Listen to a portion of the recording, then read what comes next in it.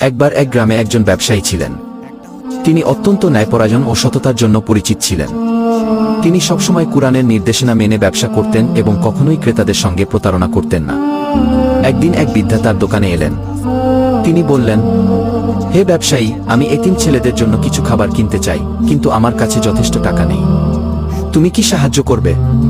ব্যবসায়ী একবারও না ভাবতে খাবার তুলে দিলেন এবং বললেন, আমার এই সামান্য সাহায্যই যদি তোমার দুঃখ লাঘব করে, তাহলে আল্লাহ আমাকে অনেক বেশি দান করবেন। পরদিন সেই বৃদ্ধা আবার এলেন, কিন্তু এবার তার পোশাক ভিন্ন ছিল। তিনি বললেন, আমি গ্রামের ধনী ব্যক্তি, আমি তোমার সততা ও দয়া পরীক্ষা করছিলাম।